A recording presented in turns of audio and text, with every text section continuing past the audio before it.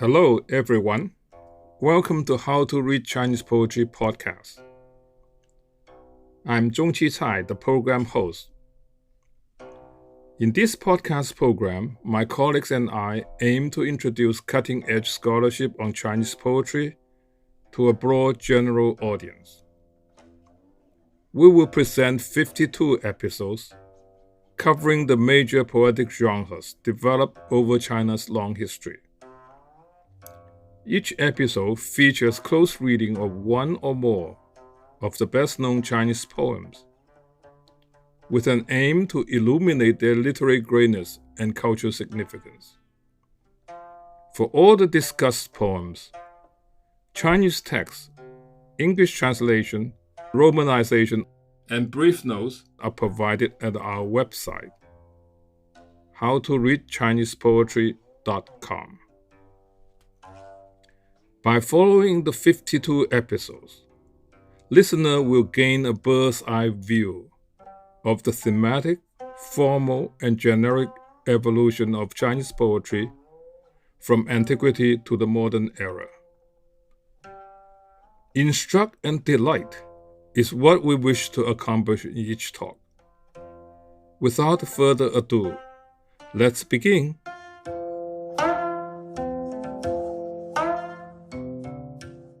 In the last episode, we examined how the syntactic flexibility of the pentasyllabic form enables a relatively faithful recording of the complex thought processes and hasten the rise of reflective poetry. Today, we will look at the two distinctive formal features of this new reflective poetry: binary structure and multilateral texture. The poem chosen for our discussion today is Bright Moon Shines in the Clear Night, the seventh of the 19 old poems.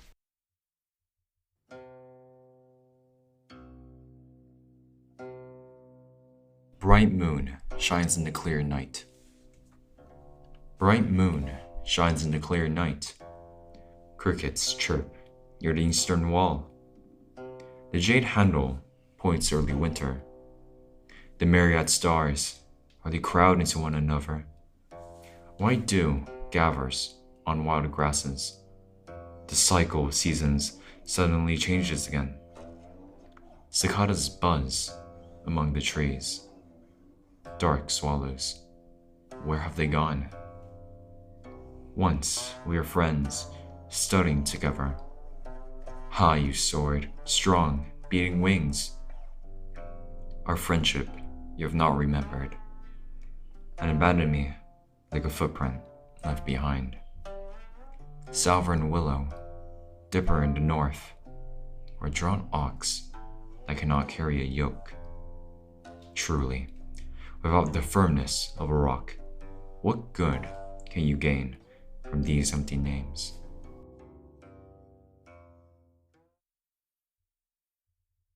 The poem, like the most of the 19 old poems, displays a distinct binary structure, seldom seen in early poetry. Such a structure is typically composed of two evenly divided parts. First, an emotional observation of an external scene, and then a reflection on the aroused emotions. In this poem, the first part depicts a desolate scene the poet confronts on a cold autumn night, full of melancholic sights and sounds. If the star, J handle, heralds the advent of cold winter, the sounds of crickets and cicadas announce an unpleasant change of seasons, lamenting, as it were, their own impending death. The second part turns to the desolation of an internal kind, faced by the poet.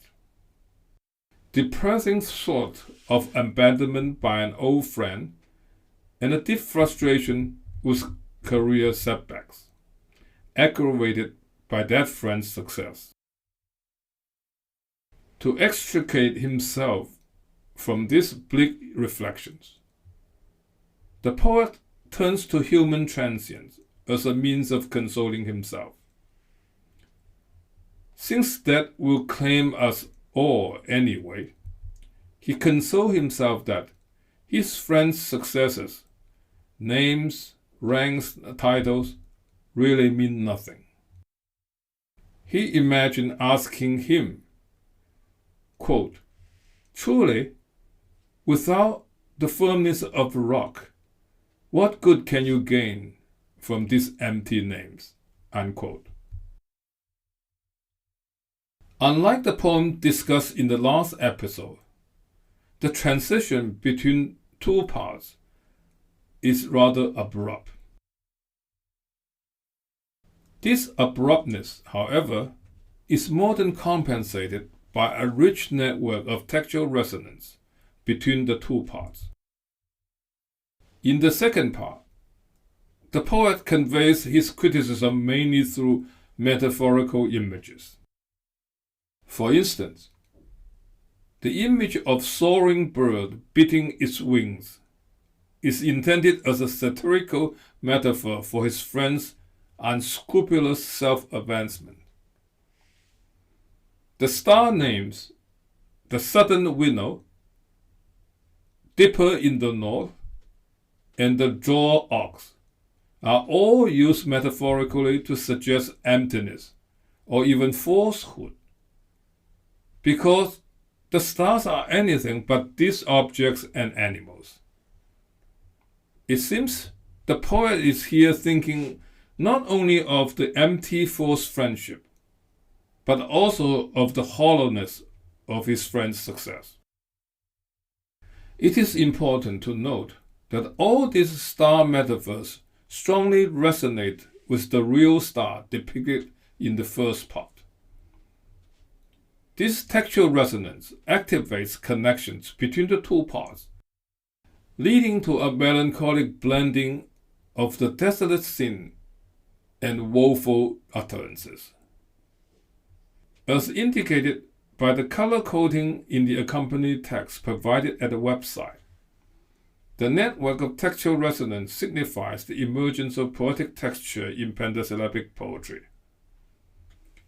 If poetic structure is the framework of a poem, poetic texture results from the interfacing process. To borrow a phrase from computer science, where each word is linked to every other word in an organic whole.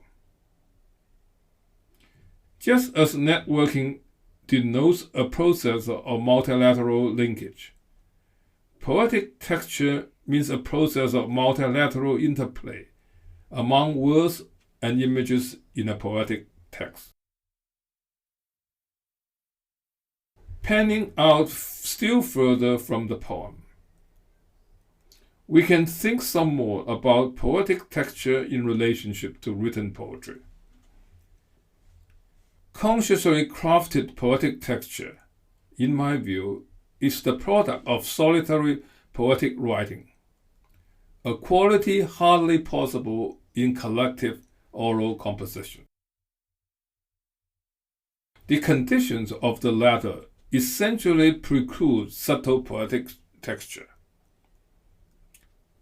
Oral presentation is essentially a temporal sequence of sounds or auditory signs delivered in an expected space of time, and you cannot easily pause without frustrating the live audience.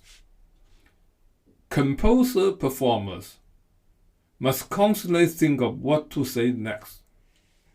To maintain a smooth, rhythmic flow of words, they rely heavily on the use of oral formulas, such as incremental repetitions. By contrast, in written and silently read poetry, the importance of a linear relationship between words decreases, while their non-linear relationship strengthens. This has to do with the different dynamics of written communication. Writing and reading are less immediate and instantaneous a form of communication, than speaking and listening. In most cases, the writer and the reader are not compelled to respond to each other within a certain time. Consequently, writers may pause as many times as they want to think about how to better put their thoughts into words. By the same token, a reader may freely go over the words of a written text again and again before deciding what they mean. As written communication allows ample time for the coding or decoding of messages, neither the writer nor the reader needs to rely on word-for-word repetitions to maintain a smooth temporal flow of words. More important, written communication allows the writer and by extension the reader to explore the non-contiguous relationship of words for the purpose of enhancing emotive impact. As writers pause to review what has been written and make a revision in the light of what they intend to say next, they naturally build a system of textual resonance among the words placed in different positions of a poem. In fact, this is exactly what the author of the 1900 poems sought to accomplish in many of their poems. The rise of poetic texture in the 1900 poems was not lost on traditional Chinese critics. For instance, the famous Ming critic Wang Shizhen was apparently thinking of the aesthetic charm of poetic texture when he commented on the art of writing in the 1900 poems.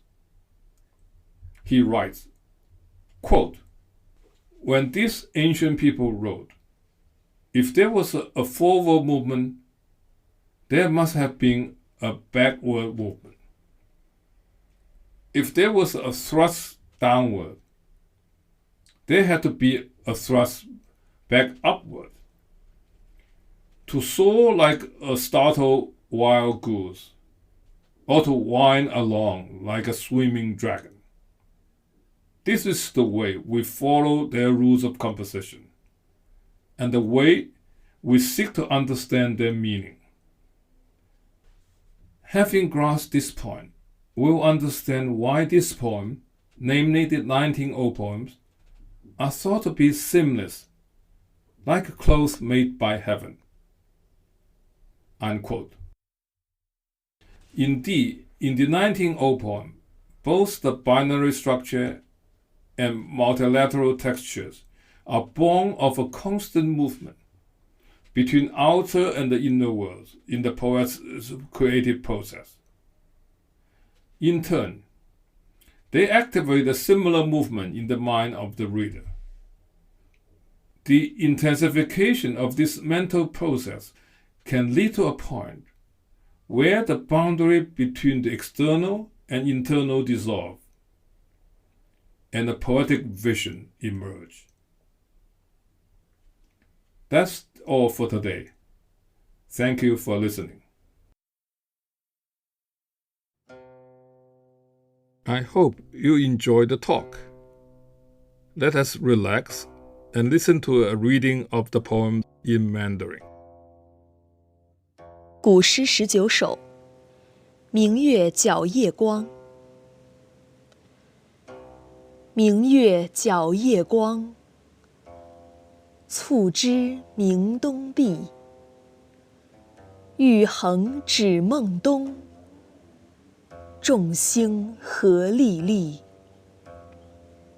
白露沾野草，时节忽复易。秋蝉鸣树间，玄鸟是安适。昔我同门友，高举振六合。不念携手好，弃我如遗迹。南箕有北斗，牵牛不负恶。良无磐石故，虚名复何益？